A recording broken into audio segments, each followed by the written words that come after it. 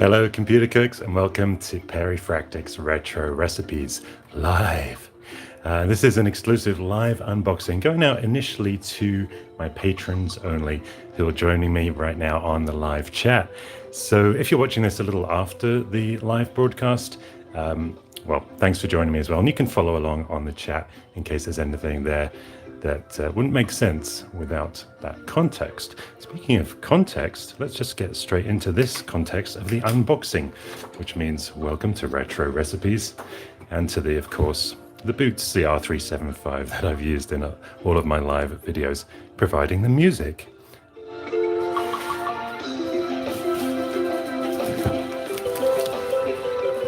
All right, now this first package is so big, no pun intended, that I'm going to have to unbox it slightly off camera.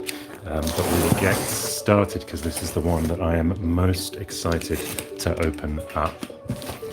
All right. Oh, can you guess from that immediate reveal what is in here? Yeah, I think this has a Commodore flavor. Oh, hey, I know what this is. Okay, let me get this out of the box.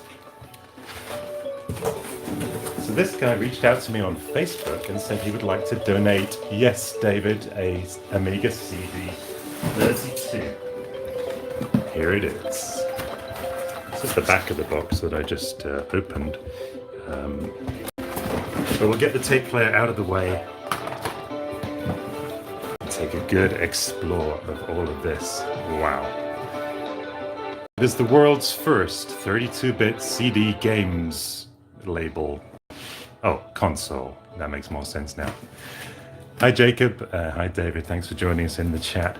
Should we open this up? I think we should. Yeah, the music isn't coming from the console. I'm going to go widescreen here just for a second if I can. And we'll take a little bit of a better look at this. Oh, so exciting. So I never owned one of these, but I had fond memories of having the promotional t-shirt. Oh, and now finally, thanks to James, who donated this to the channel, I can actually say that I own an Amiga CD32. Now, we won't be plugging in and testing it just yet because James mentioned he hasn't tested the power supplies, so we don't want to risk anything going bang. And I think this did use a proprietary power connector there. But yes, this is definitely one for the museum, David. Ah, so cool. Oh, there you go. Maybe we can play our music on this in the future. We'll retire the Boots tape machine. Anyway, thank you, James, so much for that donation. I'm going to put it safely away over here, and we'll get cracking on with our next unboxing. Let me know in the chat, by the way, if you did ever own a CD32. Beautiful machine. Oh, I'm so excited. This is like Christmas, only I do it like 3 or 4 times a year. So I'm a very lucky boy to have all these donors and my patrons as well. If you want to join the Patreon and just support this small retro channel, I'll put a little linky just here. And that way you can join in these live unboxings and check out all the other rewards that I offer, like free music and books and that kind of thing on the channel. I think actually I did have a peek inside this. Did I? Or was it opened by my my shipping service? I think they may have checked this. I told them just to beware of glitter bombs. Oh, I know what this is. Fantastic. Okay, so this is a 3D printed power supply housing that is designed to fit with my little invention I came up with of a new Commodore 64 power supply that I made using just USB wall warts. And I put it in a case like this initially. This is a spare case that I have. I'll put a link to that video here so you can check out how I created that. And it was literally a plug-and-play power supply creation that didn't use a lot of soldering or any of that kind of stuff. So this guy, he watched that video and he said he wanted to make a more Commodore-esque version of this. And on the chat. Yes, indeed, this is cool. It is very reminiscent in that black. Of course, we've got some... Look at that. All the specifications in case you were ever in doubt. And there's the website, calaquin.com. So thank you for donating this. And hey, James just joined us on the chat. James, I don't know if you were here when we just unboxed your CD32. We took a very quick look at it. But it is looking... That was the box falling. I promise that wasn't your CD32. Here it is. Beautiful. But yeah, this all snaps together and creates a more Commodore-esque housing for that USB wall wart option that I created. Thank you so much, calquin.com. Go check out that website. See what other creations we have going there. I know someone else is also working on one of those.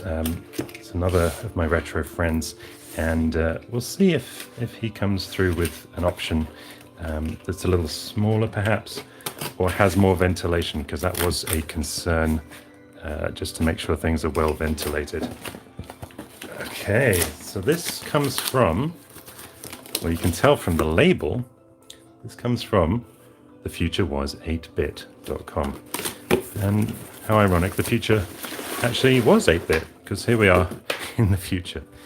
And these guys have donated something, because I've got an idea for a future project. A lot of you loved the Lego Commodore 64, and I wondered if I could make a Lego housing for the SD2IEC. So the future was 8-bit.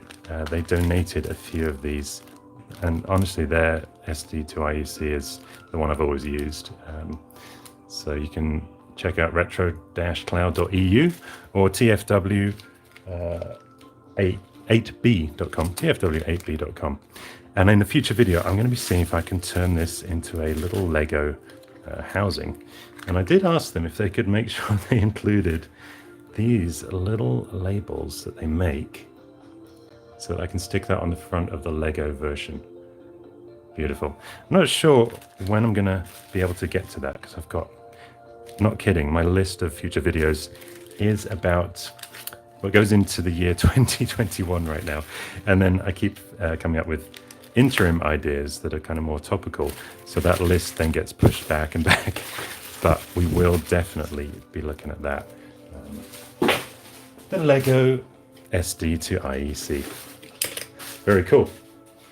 Let's crack straight on with another package. This one from England. And I'm not sure what this is. Some of them I have an idea of immediately, and others I'm like, what the heck is going on here? It's definitely well packed. Ah, yes, you could say it's overpacked. cpc.co.uk. Is this Amstrad related? See, I never owned a CPC, but I am a big lover of the Amstrad PCW. My dad had one in his office. It was actually what took over from our Apple IIe, and he used it for all his spreadsheets. And I discovered all of the wonderful games you can play on the Amstrad PCW, because of course it's got a Zilog Z80 processor inside there. Oh, I know what this is. Okay. So this guy has created an Amstrad PCW Gotek device. So it will allow me to put in an SD card reader, essentially, into my Amstrad PCW as the second drive. And that is something that I've wanted to do for a long time. And until very recently, it's been an extremely complex procedure. What this guy has done is create... Basically, he's wired up the special ribbon cable just the way it has to be. So let's take a look. Oh, that is beautiful. He's even included the Gotek drive as well. That is beautiful. So that's going to mount straight into my PCW and connect straight to the native floppy port there. I cannot wait to try this out. I'm going to try this out really soon, actually. If you're watching this after the live broadcast, I may have already uploaded that video. If that's the case, I'll link to it here. But for now, this space may be empty for a little while. This guy goes by the username PsychoFox with a 5 instead of an S. And I'm also going to link below this video to his eBay store when this video goes live, so you can pick these up and see what it's all about. So thank you, PsychoFox, so much for this. Finally. I told you I was a lucky boy, didn't I? Okay, let's crack on. Again, I have no memory or idea what this could be, but if it's anything like the last ones, I'm going to be pretty excited.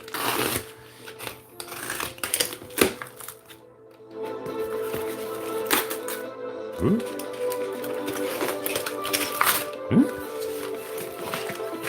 What is it?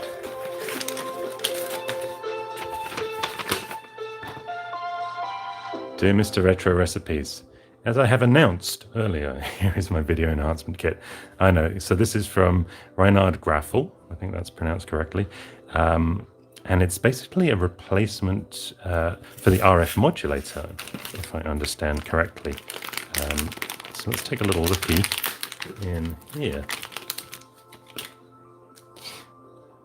Thank you, James, on the chat. Yeah, it definitely arrived in one piece, that CD32. This, okay, so that, yeah, that's like a piggyback option. So you put your VIC chip on top of that, and it's called the C64 ModRev1, github.com/copperdragon with a 0. And so therefore in here, we must have our RF modulator replacement. That is cool. Okay, so I can see where the pins would go, and this would stick out the back. And this may be for switching video modes, maybe PAL NTSC, although I don't think that's going to be possible with only one VIC chip. Speaking of that, however, I am going to be soon publicly launching my VIC to switch. You may even have seen it if you're getting this video a little later. And that's going to allow us to switch between PAL and NTSC video in one Commodore 64, so you have full compatibility. But this is meant to enhance the older bread bin RF output and give you a lovely component output instead through this cable. Thank you so much, Reinhard. I'm hoping to check that out at some point in the future. As for now, this video is cracking on in time, so I'm going to crack on with one of the last unboxings. Come over here. Let's see what we got in here.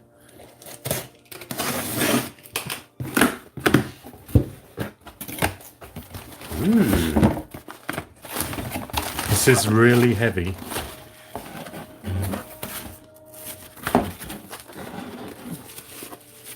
Oh, it's one of those helping hands, hand-holding things. This allows you, hello, now you can get a better look at what's in here. This allows you to hold PCBs and wires and cables using multiple arms and clips.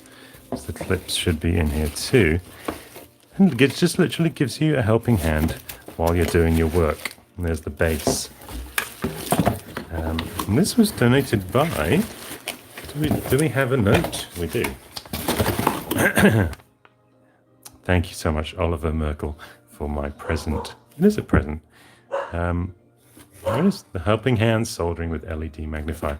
Now, funny story, along with getting this donation from Oliver, I remembered him mentioning it, but I also got a Christmas present from my niece, and it's this, which is basically the same idea. So definitely, if I need not 8 helping hands, but 16, I will be combining the two of those gifts together. That is awesome. Thank you, Oliver, either way. Put that up there. It's tricky to balance those things, I'll give you that. Now, there is one more donation, but I've just realized it's in the boot of my car, or as we say in America, the trunk. So I'm going to leave you with some music just for a few seconds while I dash outside, try not to kick the dog, and I'll be right back. In the meantime, tell me some interesting gifts or donations or retro stuff you've got in the live chat. I'll be back in 2 seconds. It'll probably be about 30.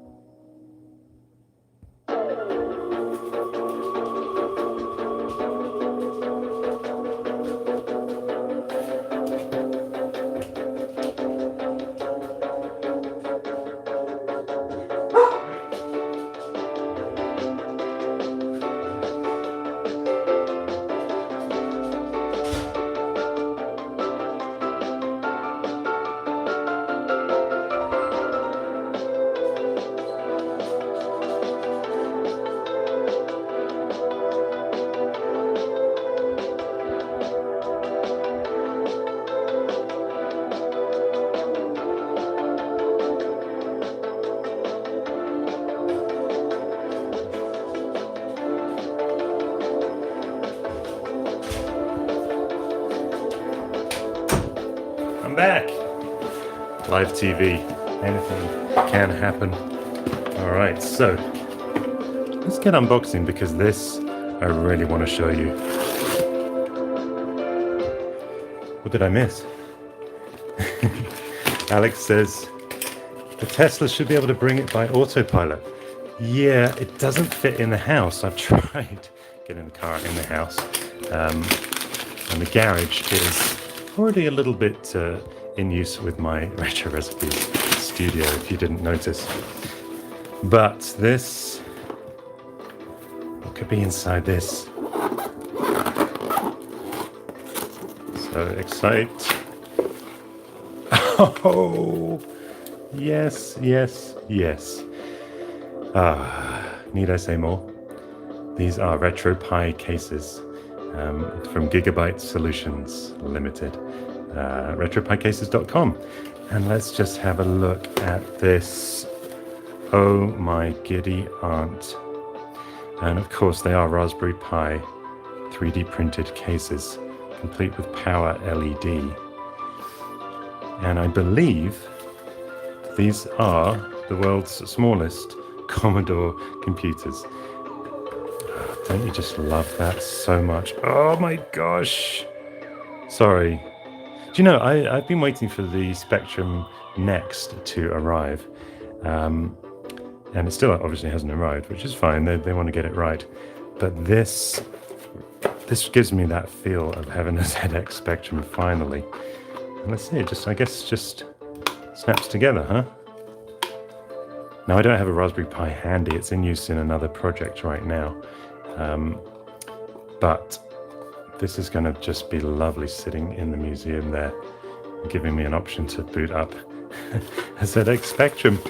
And of course, the world's smallest Commodore Amiga, kind of. Ready for the Retro Pi package. And look, again, just snaps together. Don't want to risk breaking it, but it just pushes. Ah, that is so cool, isn't it? And you guys agree on the chat. What I really loved when he showed me the pictures of this was the SD card is where the floppy drive would be on the Amiga, which is just the finishing touch, really.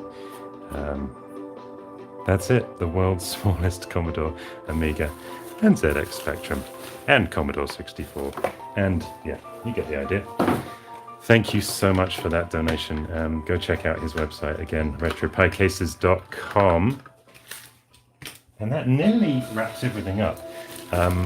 Did get these because it was these guys' 5th anniversary recently, and they sent me, and a lot of channels, they sent a bunch of stuff.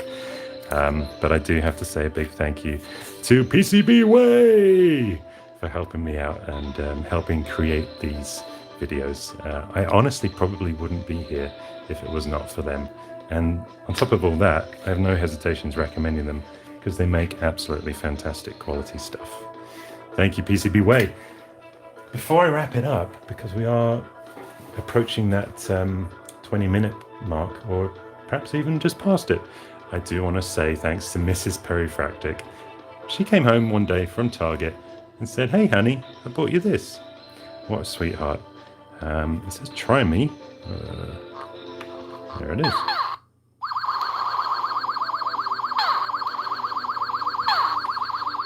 If you're a fan of the channel, you know I love asteroids. It was the only game I ever had on my first ever computer, the Atari 400. And here it is in mini arcade form. Thank you, Fractic, for that as well. Well, guys, I'm going to wrap it up now. As always, thank you to my patrons for joining me. I can't credit you in a live video, but I'll put all your names in the description of this video when it goes public. And to everyone else watching at home, join me next time, as we'll be doing some stuff with all of these things that you've seen at some point in the future. Thanks for watching. As always, comment below, and cheerio.